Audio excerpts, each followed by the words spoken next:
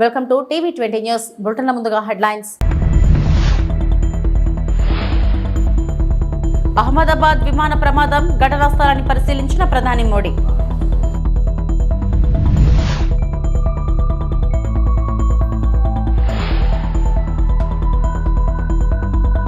దళితులపై అక్రమ కేసుల నమోదులు అన్యాయం, ఎంపీ కొండా విశ్వేశ్వరరెడ్డి.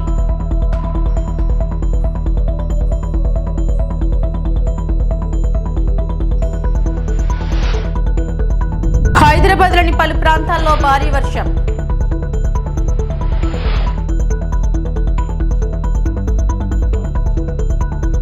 ఇజ్రాయెల్ ప్రధాని Benjamin Netanyahu daring statement. Iran పై ఆపరేషన్ రైజింగ్ లయన్ అవసరమైన అన్ని రోజులు కొనసాగుతుంది. ఇజ్రాయెల్ మనుగడ కోసం ఇరాన్ నుంచి వచ్చే ముప్పును తొలగించడమే ఈ సైనిక చర్య లక్ష్యం. దశాబ్దాలుగా టెహ్రాన్లోని నిరంకుశల ఇజ్రాయెల్ను నాశనం చేయాలని బహిరంగంగా ఇంకా ధైర్యంగా పిలుపునిచ్చారు. వాటిని తిప్పికొట్టే వరకు ఈ ఆపరేషన్ కొనసాగుతుంది. The Iranian threat to Israel's very survival. This operation will continue for as many days as it takes to remove this threat.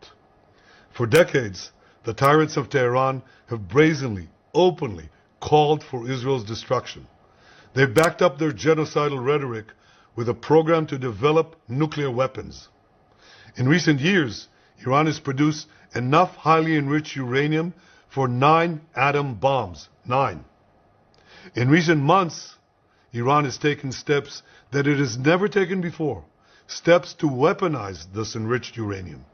And if not stopped, Iran could produce a nuclear weapon in a very short time. It could be a year, it could be within a few months, less than a year.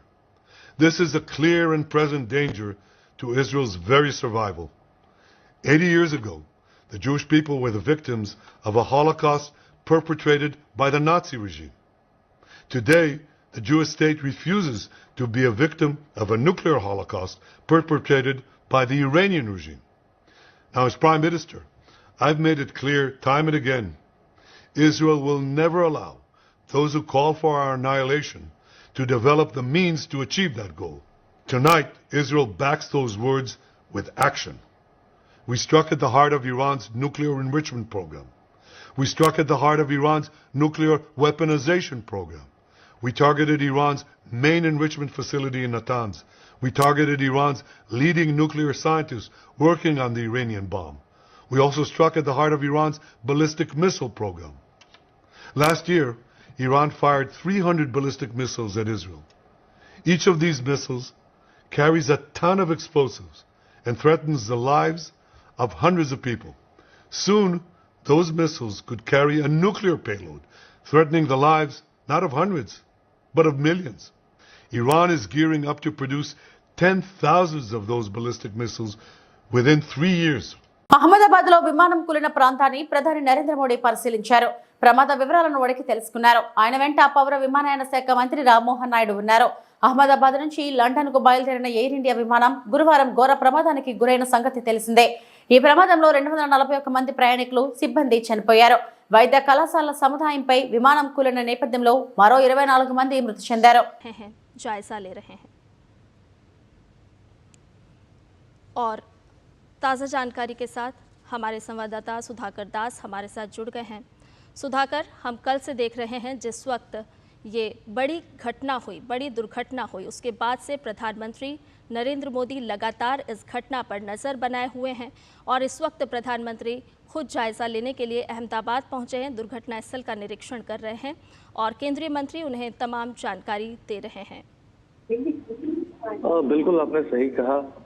कल जैसे ही ये घटना हुई थी और मुझे लगता है कि कुछ मिनटों के भीतर ही प्रधानमंत्री मोदी को इसके बारे में जानकारी मिली थी और उसके बाद हमने देखा कि किस तरह से उन्होंने शीर्ष स्तर से एक तरह से नेतृत्व दिखाते हुए चाहे गृह मंत्री अमित शाह हो या फिर civil aviation minister Rammohan Naidu हो, उनको तुरंत अहमदाबाद जाकर जो राहत बचाव कार्य हैं उसको देखने का निर्देश दिया था और लगातार वो चाहे गुजरात के मुख्यमंत्री हो या सीनियर मिनिस्टर्स हो सरकार के, उनके संपर्क में वो लगातार थे और पीएम मोदी ने ट्वीट भी किया था और पूरी तरह वो आहत दिखे थे जिस तरह का ये पूरा घटनाक्रम हुआ।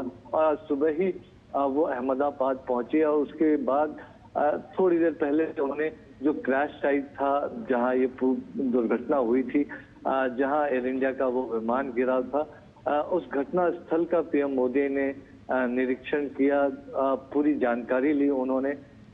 तस्वीरों में हम लगातार देख रहे हैं कि एक एक जगह जाकर उन्होंने देखा किस तरह की वो परिस्थितियां रही होंगी, किस तरह से इन परिस्थितियों के बाद रेस्क्यू ऑपरेशन चलाया गया। तो बारीकी से उन्होंने समझने की कोशिश की। जिस बिल्डिंग पर विमान का अगला हिस्सा गिरा था, जो डॉक्टर्स का हॉस्टल बताया जा रहा है, तो उन तमाम जगहों को प्रधानमंत्री ने जाके देखा। और निश्चित तौर पर इस हादसे के बाद जो बिखरे हुए सामान हो या फिर विमान का मलबा हो, वो आसपास उन तमाम जगहों पर पीएम मोदी पहुंचे और बहुत डिटेल में उन्होंने मुख्यमंत्री भूपेंद्र पटेल हो, civil aviation minister Ram Mohan Naidu हो या फिर गुजरात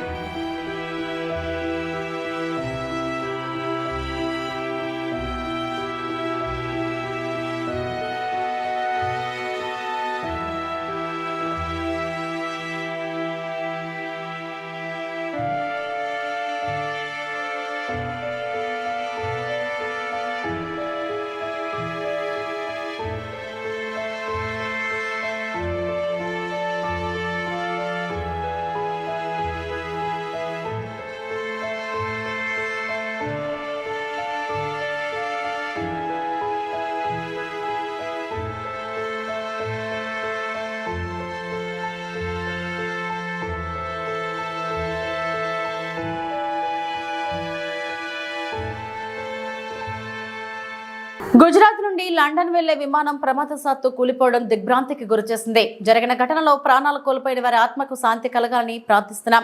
వారి కుటుంబ సభ్యులకు వైఎస్ఆర్ కాంగ్రెస్ పార్టీ ప్రగాఢ సానుభూతి వ్యక్తం చేస్తుంది. ఇది రాజకీయాలు మాట్లాడే సందర్భం కాదని భావిస్తూ మిగిలిన విషయాలను మాట్లాడేందుకు మరోసారి ప్రెస్ మీట్ నిర్వహిస్తూ తెలియజేస్తున్నామని మాజీ మంత్రి గుడివాడ అమర్నాథ్ తెలిపారు.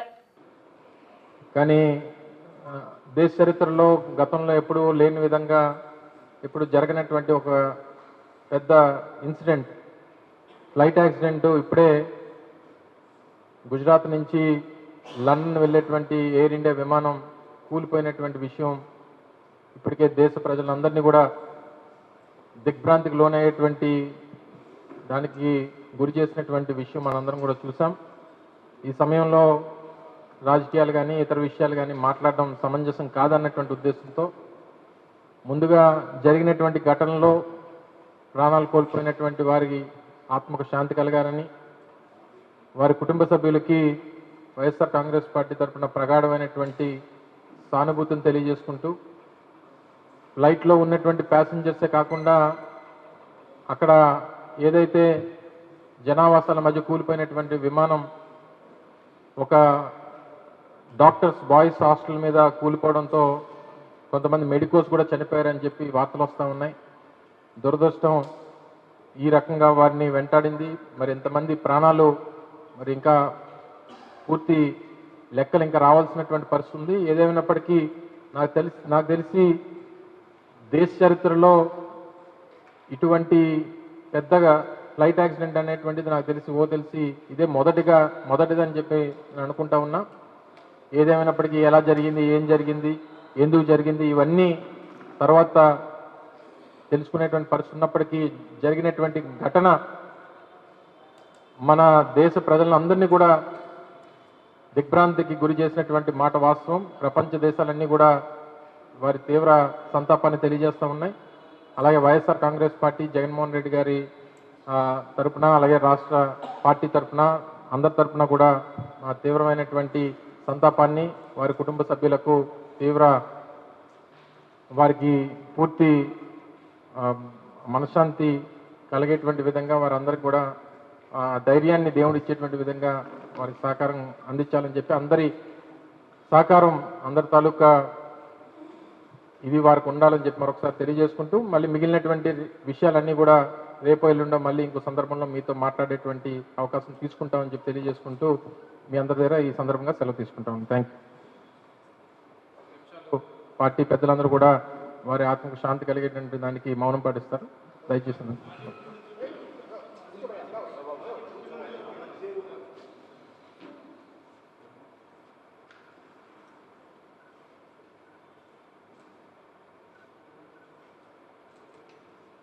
రౌడీలు ఎవరిని టీడీపీని ప్రశ్నిస్తున్నా, పొదిలిలో దాడులు చేసింది మీరా మీమా, చంద్రబాబు వల్లే ఏపీ నీతిమాలిన రాజకీయాలకు కేర్ ఆఫ్ అడ్రస్ గా మారిపోతుంది అని తాటిపర్తి ఎమ్మెల్యే చంద్రశేఖర్ అన్నారు. పక్కనే ఉంటే పోలీసులు చేస్తున్నటువంటి పని ఏంటయ్యా, దాడి చేస్తుంటే అంటే వైఎస్ఆర్ కాంగ్రెస్ పార్టీ వారిని నివారించకుండా చేయడం, పోలీసులు చేస్తున్న పని యథేచ్ఛగా వారిని వదిలేశారు, యథేచ్ఛగా రాళ్ల దాడి చేశారు. ఎర్రగొండపాలెం నియోజకవర్గంలోని దోర్నాల మండలంలోని పెదబొమ్మలాపురం ఎంపీటీసీ వెంకటరెడ్డి గారికి తలకి గాయమై 3 కుట్లు పడ్డాయి. ఎవరు రౌడీలను అడుగుతున్నా నేను, రౌడీలు మీరా మేమా, దాడి చేసింది మీరా మేమా, గాయపడినటువంటి వ్యక్తి మా వ్యక్త మీ వ్యక్త. ఇవాళ మాపై అక్రమైనటువంటి కేసులు కట్టేటటువంటి ప్రయత్నం చేస్తారు. కేసులు కట్టారు ఆల్రెడీ. నీతి మాలినటువంటి రాజకీయానికి కేర్ ఆఫ్ అడ్రస్ గా ఆంధ్రప్రదేశ్ మారిపోతుంది అనేది చాలా స్పష్టంగా వారి విధానాలలో స్పష్టంగా కనపడుతుంది. ఈ రాష్ట్రంలో ఉన్నటువంటి ప్రతి బిడ్డ, ప్రతి మహిళ, ప్రతి విద్యార్థి, ప్రతి నిరుద్యోగి, ప్రతి రైతు, ఈ రాష్ట్ర ప్రజల యొక్క గోడు నిన్న పొదిలి ప్రాంతంలో వినపడ్డది. దీన్ని తట్టుకోలేనటువంటి చంద్రబాబు నాయుడు గారు, రోజు రోజుకి జగన్ గారికి పెరుగుతున్నటువంటి జనాధారాన్ని తట్టుకోలేనటువంటి చంద్రబాబు నాయుడు గారు, వైఎస్ఆర్ కాంగ్రెస్ పార్టీ బలపడడాన్ని తట్టుకోలేనటువంటి చంద్రబాబు నాయుడు గారు, అలాగే పవన్ కళ్యాణ్ గారు, అలాగే లోకేష్ గారు, ఈ బీజేపీ పార్టీలోని కొంతమంది ఏదో ఒక కార్యక్రమానికి తెరలేపి సెన్సేషన్ క్రియేట్ చేసేటటువంటి ప్రయత్నాలు చేసి కేసుల పేరుతోటి అరాచకాన్ని సృష్టిస్తూ పక్కదారి పట్టించేటటువంటి ప్రయత్నం, సమస్యల్ని ఒక పక్కదారి పట్టించేటటువంటి ప్రయత్నం చేస్తూ వీరిది కొనసాగిస్తున్నారు. ప్రజలారా, ఏపీ రాష్ట్ర ప్రజలారా, ఈ 1 సంవత్సరం ఈ కూటమి పరిపాలన కాలకూట విషమతో సమానంగా సాగిందే తప్ప ఏమాత్రం ప్రజాశ్రేయస్సు క్షేమంతో సాగలేదు అనేది చాలా స్పష్టం. దళితులపై రేవంత్ సర్కార్ అక్రమ కేసులు నమోదు చేసి జైళ్లకు తరలించడం అన్యాయమని చేవెళ్ల ఎంపీ కొండ విశ్వేశ్వరరెడ్డి అన్నారు. హైదరాబాద్ నగర శివారు మైలార్దేవ్పల్లి, అత్తాపూర్లోని స్థానికులపై పెట్టిన అక్రమ కేసులపై పార్లమెంట్లో ప్రస్తావించనున్నట్లు స్పష్టం చేశారు. 3 రోజుల క్రితం జంతు కళేబారాలను బాంబే కాలనీలోని దళితవాడకు తరలిస్తుండగా కొందరు యువకులు అడ్డుకోవడంతో ఉద్రిక్త పరిస్థితులు చోటు చేసుకున్నాయి. దీంతో పోలీసులు దాదాపు 21 మందిని అరెస్టు చేసి చంచలగూడ జైలుకు తరలించారు. చంచలగూడ జైలులో ఉన్న హిందూ దళిత కార్యకర్తలను కొండ విశ్వేశ్వరరెడ్డి ములాఖత్ ద్వారా పరామర్శించారు. దళితవాడలో జంతు వ్యర్థ పదార్థాలను వేసిన వారిపై ఎస్సీ ఎస్టీ కేసు నమోదు చేయాలని డిమాండ్ చేశారు. అక్రమ కేసులపై పార్లమెంట్లో ప్రస్తావించడమే కాకుండా జాతీయ ఎస్సీ ఎస్టీ కమిషన్ను కలుస్తామని తెలిపారు. ఇల్లీగల్ ఫ్యాక్టరీలకు పోతున్నాయి, ఆ చర్మం తయారు చేసేది, ఆ బొక్కలతో నూనె తయారు చేసేదానికి ఈ బండ్లలో పోతున్నాయి. ఇక్కడంతా ఉండేటోళ్ళకి ఇబ్బంది, వాసన, కంపు. ఆ బాధ పడలేక కొంతమంది ట్రక్లను ఆపితే వాళ్ళు దాడి చేసింది, వీళ్ళు దాడి చేసింది. ఇది జల్పల్లిలో జరిగింది, ఇట్లనే అత్తాపూర్లో కూడా జరిగింది. పోలీస్ స్టేషన్ పోలీసు వాళ్ళ ముంగట్నే వాళ్ళు సమయండ్రు, ఎంఐఎం వాళ్ళు ఎవరో ఆ మత పోలు సమయండ్రు. మా వాళ్ళు 20 మంది ఉంటే వాళ్ళు 100 మంది ఉన్నారు. ఒకరి మీద ఒకరు రాళ్ళు వేసుకున్నారు. పోలీసు వాళ్ళు కూడా సుబూత్ ఉన్నాయి, కెమెరాలో సుబూత్. కానీ పట్టుకున్నది ఎవరు? కేవలం మా వాళ్ళది. తెలంగాణ రాష్ట్రంలో విద్యా వ్యవస్థ దారుణ స్థితిలో ఉందని, రేవంత్ రెడ్డి పాలనలో విద్యా వ్యవస్థ కుదేలైందని బీఆర్ఎస్ నేత ఆర్ఎస్ ప్రవీణ్ కుమార్ ధ్వజమెత్తారు. కేసీఆర్ హయాంలో విద్యా వ్యవస్థ వెలిగిందని కొనియాడారు. కాలేజీకి వెళ్లే ప్రతి అమ్మాయికి స్కూటీలు ఇస్తామన్నారని ఇప్పుడు ఏమైందని ప్రశ్నించారు. కేసీఆర్ బ్రేక్ఫాస్ట్ పథకం ప్రవేశపెడితే రేవంత్ రెడ్డి సీఎం అయ్యాక దాన్ని రద్దు చేశారని మండిపడ్డారు. కాంగ్రెస్ ప్రభుత్వం ఫోటోషాప్ ప్రభుత్వంగా మారిందని ఎద్దేవా చేశారు. యంగ్ ఇండియా ఇంటిగ్రేటెడ్ స్కూల్స్ పేరుతో సీఎం రేవంత్ రెడ్డి మోసం చేస్తున్నారని ప్రవీణ్ కుమార్ విమర్శించారు. అలాగే దాదాపుగా 29 మెడికల్ కళాశాలలు మొట్టమొదటిసారిగా దేశంలో ఎక్కడ లేని విధంగా వాయు వేగంతో ఈ కళాశాలలు కూడా పూర్తిగా నిర్మించి వాటిలో ఫ్యాకల్టీ వచ్చే విధంగా చూసి వాటికి అడ్మిషన్స్ వచ్చే విధంగా కూడా చూశారు. అదేవిధంగా అంబేద్కర్ ఓవర్సీస్ విద్యానిధి, జ్యోతిరావు పూలే విద్యానిధి, ఈ విద్యానిధి కోసం ఒకప్పుడు కేవలం 10 లక్షల రూపాయలు ఉండేవి. ఆ 10 లక్షల రూపాయలు విద్యార్థులకు సరిపోవడం లేదని 20 లక్షల రూపాయలు తీసుకొచ్చిన 20 లక్షల రూపాయలకు పెంచిన ఏకైక ముఖ్యమంత్రి కేసీఆర్ గారు. భారతదేశం దాటి విద్యార్థులు విదేశాల్లో చదువుకోవడం కోసం. అలాగే మరొక ముఖ్యమైన ప్రోగ్రాం, పిల్లలు అన్నం తినకుండా, ఇళ్లల్లో అన్నం దొరకదు, తల్లిదండ్రులు పొద్దున్నే కూలీ పనికి వెళతారు, అదేవిధంగా మరి ఇంకా రకరకాల పనులకు వెళ్తారు, వీళ్ళకి సమయం దొరకదు అని చెప్పేసి ఆ పిల్లలు బడికి వచ్చిన వెంటనే వాళ్లకు బ్రేక్ఫాస్ట్, కేసీఆర్ బ్రేక్ఫాస్ట్ పథకం అని చెప్పేసి వాళ్లకు ఉదయమే మరి బ్రేక్ఫాస్ట్ ఇచ్చే పథకం ఏర్పాటు చేస్తే ఈరోజు తెలంగాణలో ఆ పథకం పూర్తిగా రేవంత్ రెడ్డి ప్రభుత్వం బంద్ చేసింది.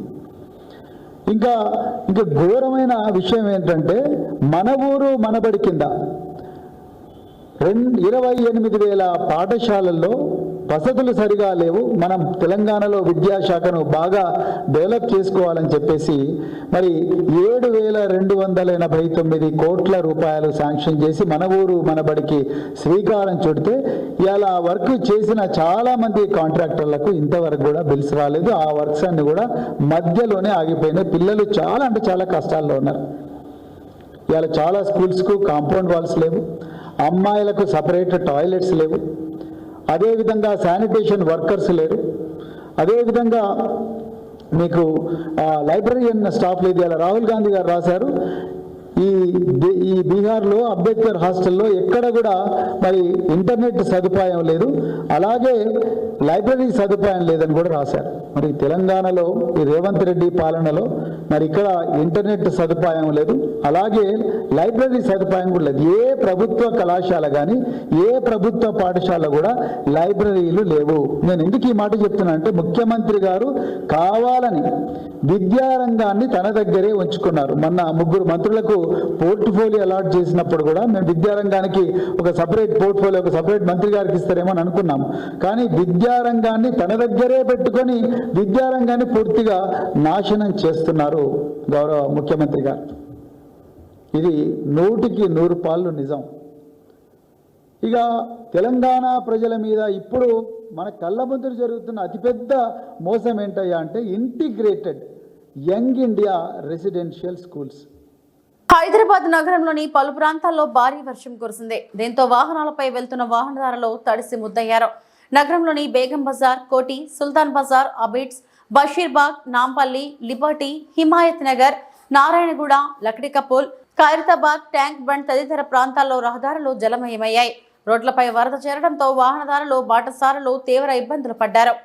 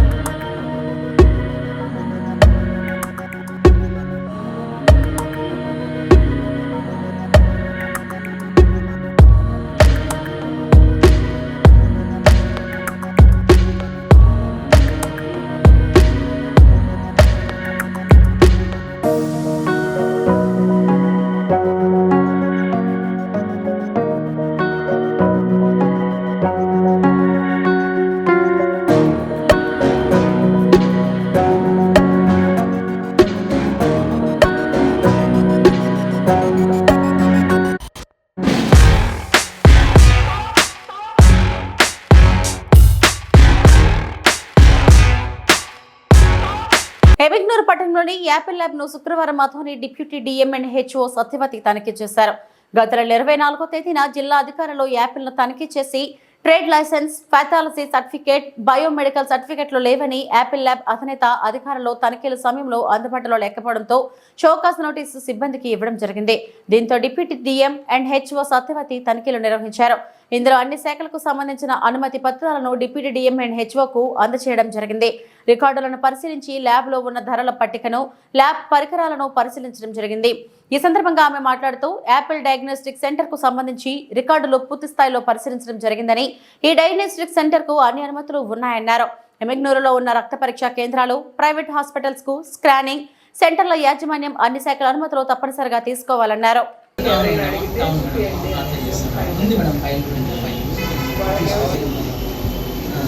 మీరు ఇంతకుముందు నోటీస్ పంపించింది అన్నీ కూడా ప్రతిదీ ఫైల్ ఉంది.